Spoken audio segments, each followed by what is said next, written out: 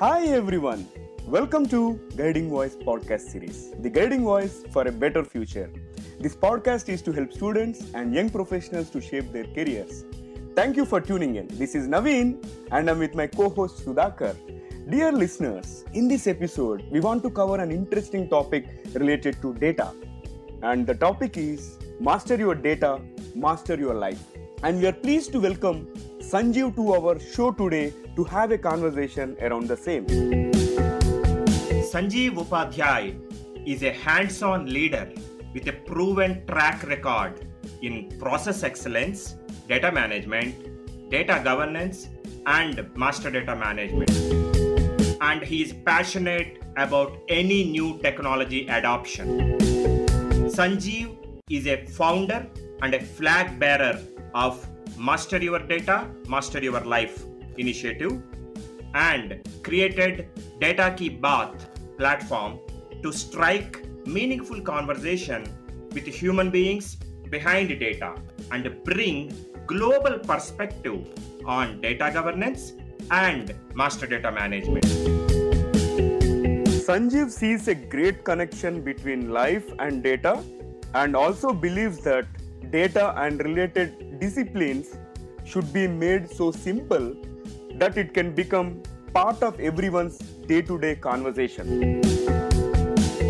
Sanjeev is very passionate about human aspects of data and runs a community of passionate data people that he respectfully named as GODS, that is Gang of Data Stewards. Sanjeev, welcome again to the Guiding Voice podcast series. Happy to have you here. Hey, thank you for having me, and I'm really glad to be here. Okay, Sanjeev, let us master the data and master our lives. Let's start from the beginning. What made you think about Master Your Data, Master Your Life initiative? How did that thought even triggered in you? Yeah, thanks for the questions. So the purpose of my initiative, which I called Master Your Data, Master Your Life, is to really help people. When I say people, it's like you, me, and everyone else. Transcend the normal internet using citizens to data cultured digital citizens. The whole idea was to really help them improve the data literacy level and spread the awareness about the data and data governance disciplines. So me being into this area for around 18 years now, what I felt is that there is a unnecessary notion around complexity behind the data. People think that it is a complex subject, but what I felt is that if you really see your day-to-day life, there is a lot of connection. So at this moment when I am talking, what is running in your mind, what is running in Naveen's mind, for example, is nothing but a data. You might be thinking many other things, right?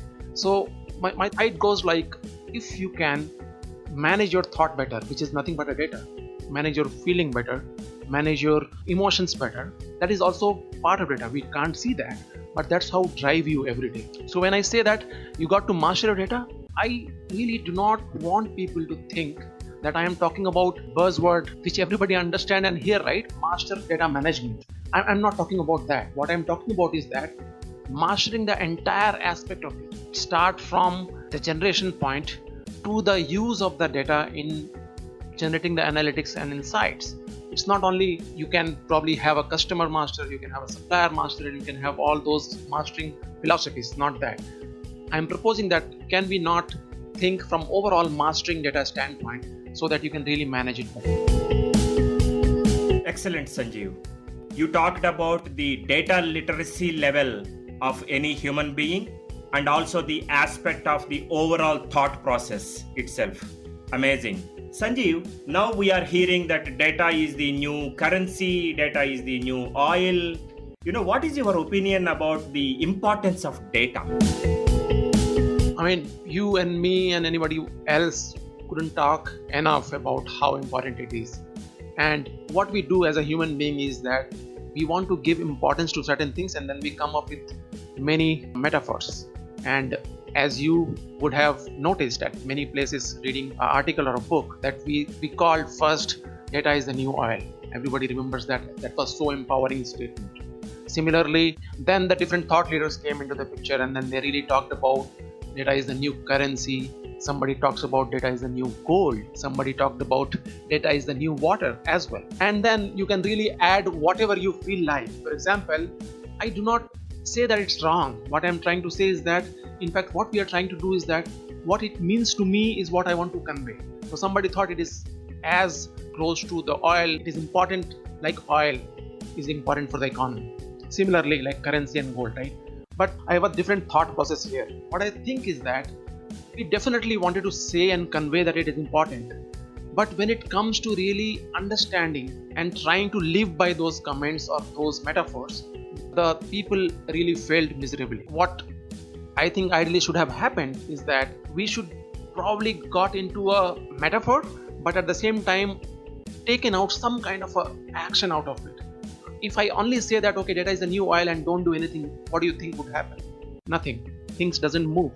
It doesn't move at all, right? So in one of my talk, I basically went down and converted metaphor to the action, because when I just keep on repeating metaphors and do not give people a certain actions to really take, they just wonder that okay, data is a new oil, so what should I do next, right? So that's where I found a real I would say gap, and I said okay, if data is the new oil, what about really getting and trying to become a refinery for yourself? When I say refinery, you can think that, right, from the oil industry, oil and gas industry perspective.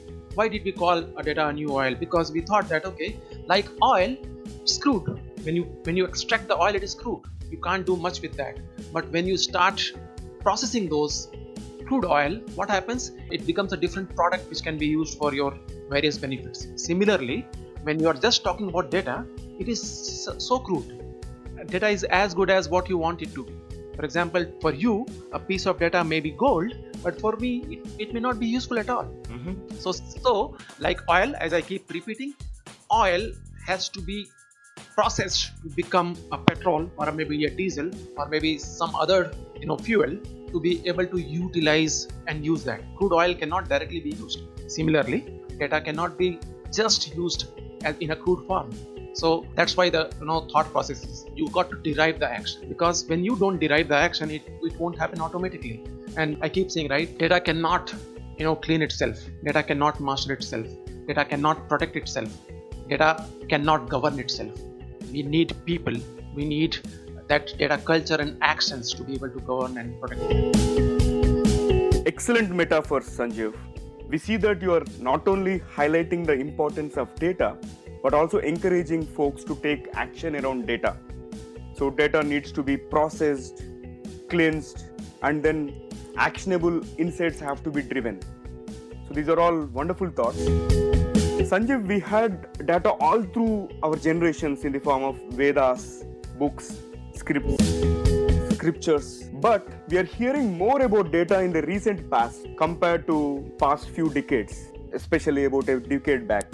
Can you talk about the evolution of data and its growth and why this has come to the center of everything now?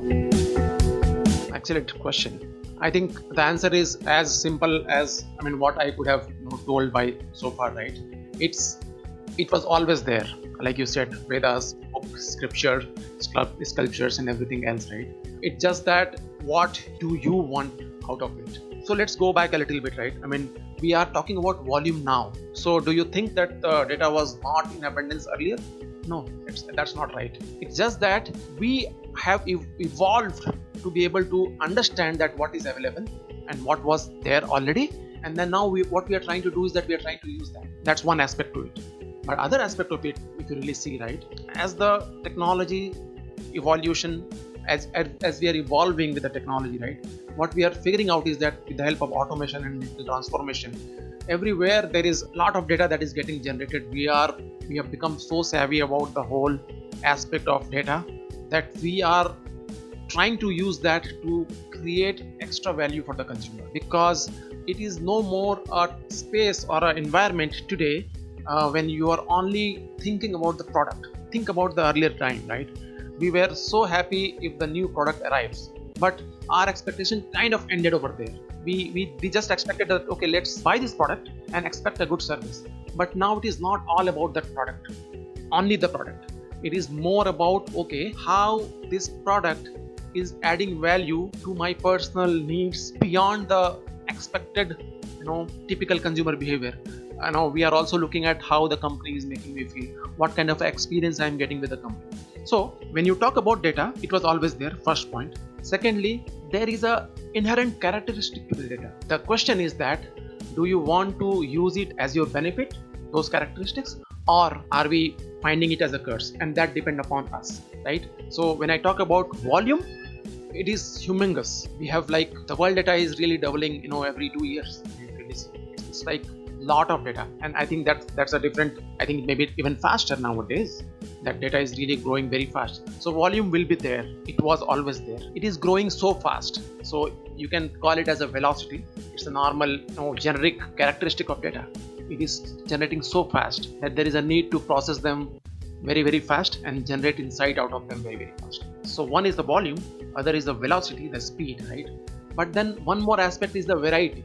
Think about the earlier days when you were just dependent upon your brick and mortar. You go to the shop, you just buy product, and pretty much done. You might probably give some information, but now you have means and ways of looking at the different way of consuming the data, consuming the product even before you buy it, right? There are advertisements, social media, you have your friends, you have various means and ways to understand, and various ways to looking and consuming the information. You have a video format, you have a voice format, you have a social media, you have an unstructured, structured, lot kind of a data. And then you're talking about veracity. So you not only want to know data, but you also want to know that, okay, is this the data that I can trust? And that's all four things gonna be there no matter what you do. Data challenges, data problems are in abundance, and you cannot solve all of them ever. So now probably the question might be in your mind that, okay, then how do you do that? What should I do then, right? Because volume will be there, velocity will be there, variety will be there, veracity will be there.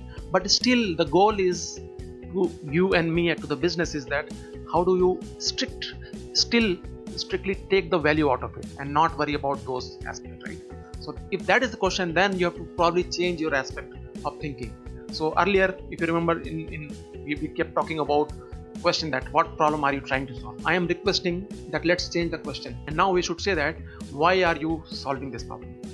Because we used to always call, right, before you solve any problem, ask this question: what problem are you trying to solve? Define it well. I'm not saying don't define it, but instead also add one more aspect. Say that, okay, I am solving this problem, but let me answer also that why am I solving this problem. So what would happen when you ask this why? You can always filter the noise. You will always be able to filter the lot of the volume that you're talking about. You will be always able to come out of those characteristics and not let this convert to the curse. And you will still be generating the volume because you are asking that you want to solve one problem and you have a reason why, and then you can handle the entire stuff and still be able to get the value out of it. So these challenges will always be there. We have to change our ways. I think that's where my thought comes. And then I have created a very good Six Sigma way of solving this problem in a 5-step process. And I think I can share that pitch where you can just have a look at it, and probably we can circulate with the user if needed. Excellent. Definitely, Sanjeev, we will include that in the episode description. And you touched upon various aspects, and to talk about the social media and mobile computing have changed the way we think about products, and those are generating tons of data, if I can talk about. And second thing, like when you wanted to tie data with another major industry buzzword, say digital transformation, how can data help in the digital transformation journey of organizations, and how would it contribute to the businesses thereafter? I think this one could be a little controversial because my thoughts are completely different out here, right? So digital transformation word itself has become so common. I mean, we are probably have abused it so much. I mean, as if it was never there. In my eyes, Naveen, can you deny that it was not there? Not at all. Yeah. So probably we have been using some other word. How about process reengineering? How about looking at the continuous improvement? What were we trying to do that? We were trying to do exactly the same thing. We were looking at the process, taking a step back, trying to see that, hey, what my process is trying to do. And then we used to try find out the value added, non-value added, removing those non-value added, trying to add more value added steps, and then making that optimal. So I'll come back to it is very common. We have been basically used and abused at the same time. So if you really see the scope from the simplification standpoint, in my vision, right, it is at the bottom line, people at the bottom, right, they should basically see from the perspective of who is this transformation going to benefit. Ultimately, if you see, I'll take one step back and talk about, say, data, digital transformation, data analytics, right? What is the goal of that analytics that we are trying to do? Ultimately, it is just a journey. It's just a, ways and means to deliver the value to the end user.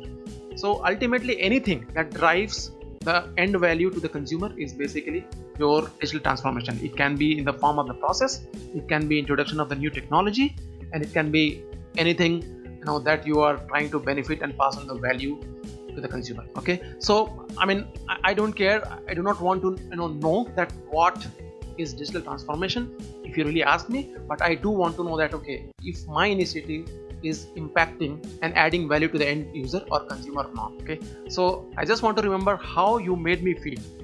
The consumer is asking you this question, that okay, you are using all the technology, you are talking about digital transformation, but let me know that, okay, how did it help me?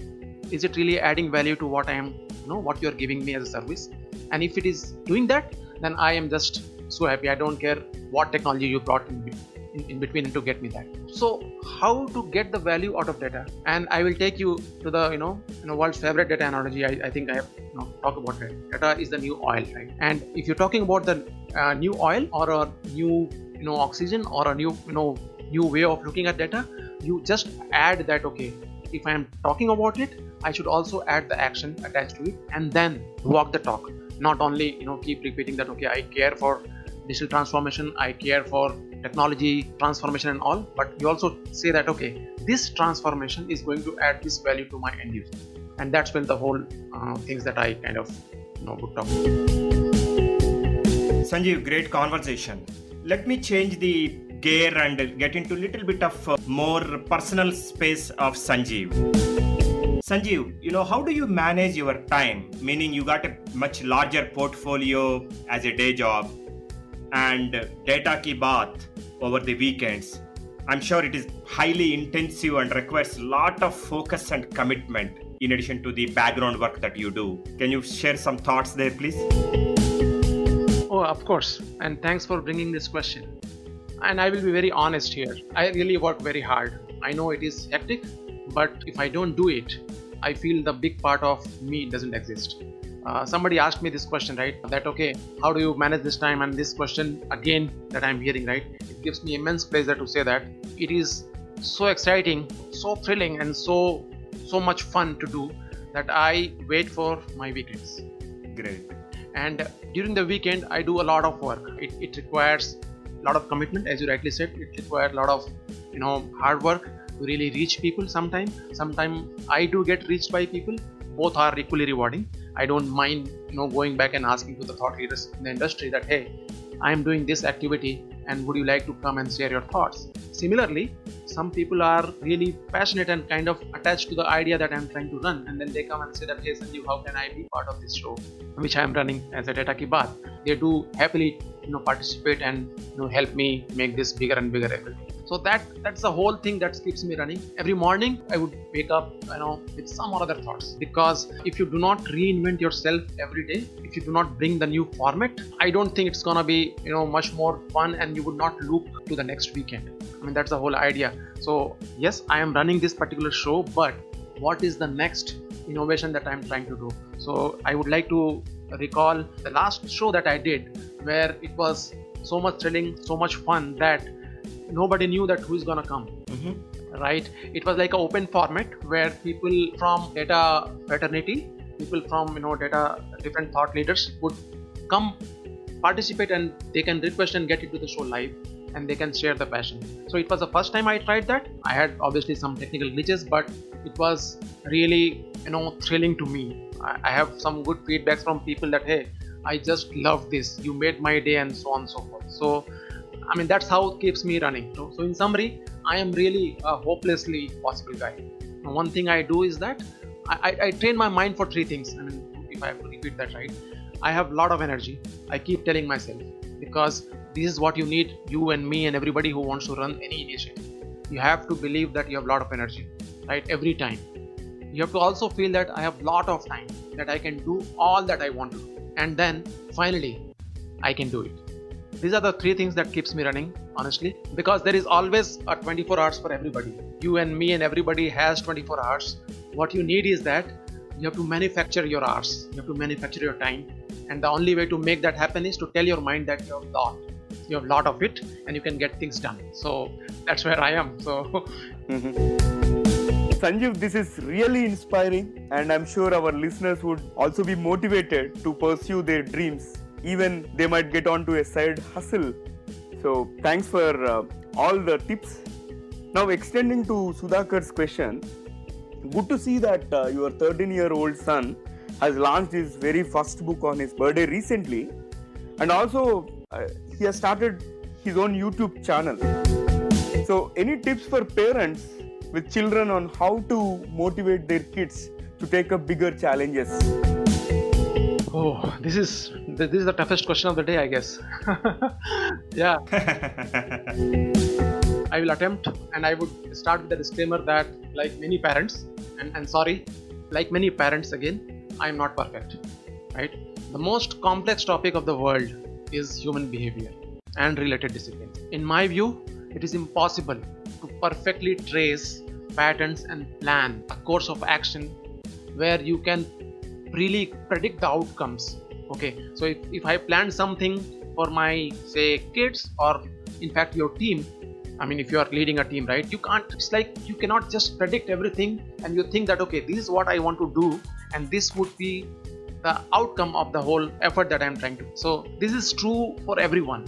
I mean, it is not only for the, applicable to kids that you are trying to raise, it is for anything else that you want to do. So the question is that what can you do? You can basically keep on experimenting. You have to keep experimenting and take the responsibility of the outcome. And I would like to highlight this, that I do practice this. Yesterday in my show was like unexpected thing happened. There was a technical glitch and I was trying to experiment new thing. And I owned that. In my last post I have written experiment. You have to expect the unexpected and own it and move on. So that's what I walk the talk. Experiment and take the responsibility of the outcome and move on. So the question would be that, right? So what do you want to experiment with? Basically, you can only experiment with your choices. Everybody has a choice, and not every time you might probably pick up a best choice, but you will, unless you try that, you would not be able to be expert in picking those right choices for you. So as a parent, what you can do is that you can really offer various choices. I mean, I'll take one example. He used to like dancing a lot. I mean, he used to be a contemporary style. He had his own personal style and he was trying to dance. And I thought that, okay, maybe he wants to get into that. So I did that enrollment and everything else. Then after 2 years, I understood from him that, oh, that was not his passion. He didn't want to do that. And he dumped it. I said, okay, fine. And then he suddenly came and then he wants to understand and learn piano. I said, okay, take it. And then after 1.5 years, he said, no, that's not his choice. So I'm just trying to give example that you have to be supportive. I know it's like it's not a good thing to see kids dumping things, very, very rapidly. You might not like it as a parents because we are so tuned to our way of working and way of understanding that we hate that. Why is this guy dumping everything? Why is not really serious about one thing, and so on and so forth, right? But you have to practice this. So how do you want to experiment? You have to provide a lot of choices. Now the question is that how long, right? What do you do? So the answer to that is that as long as you as a parent do not see that your kid has got something that he really loves doing and it makes him happy, keep trying that choices. Because the only goal that one should have as a parent, in my view, is that, right, to help our kids somehow help them find something that they love doing and it makes them happy. I mean, no matter what is the situation, what is the circumstances, it's a bad time of the world, in the world, right? COVID-19. I am stuck, you are stuck, everybody is stuck. Since March, we are at the home, and imagine you do not have something to do that makes you happy. That will be disastrous. So as a parent, it's our duty to really help them find out that passion which they love doing and then just help them with that. So I think that's the mantra I follow. And again, I'm not perfect. So so the things are changing and we have to keep changing with the things. So that's my thought, Sudhakar and Naveen. I hope it helped. Absolutely, Sanjeev. You did say that this is the most complex topic of the world, that is human behavior. But I think you actually provided a simple solution to it.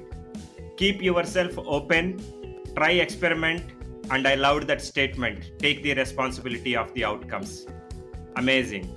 Absolutely. Thank you very much for your valuable time and great thoughts, Sanjeev. It was really a lot of good data about data. Yes, thank you very much for having me here. I am so honored, and I have acknowledged on the social media as well, and I have an opportunity to acknowledge it today as well that I love this initiative. The guiding voice is really boon for the people, for the young generation, as well as the I think it's for anybody who really wants to take life seriously, who really wants to do those amendments, those changes, and make the best choices, and to make their best career moves. I think you guys are really doing an amazing job, and I'm really happy and glad to be part of this show today, and I hope it helped. So Absolutely. the only request that if you can master your data, when I say data, it is not only the data that you work with, it's your thought, it's your emotions, it's your feeling, it's your day-to-day life, right? It's all this data. So imagine if you can master all of those, don't you think you can master your life? I believe so. So thank you very much. Absolutely. Thank you, Sanjeev, for all the kind words, and it is quite encouraging. And thank you for all the support. Thank you for being here. Thank you.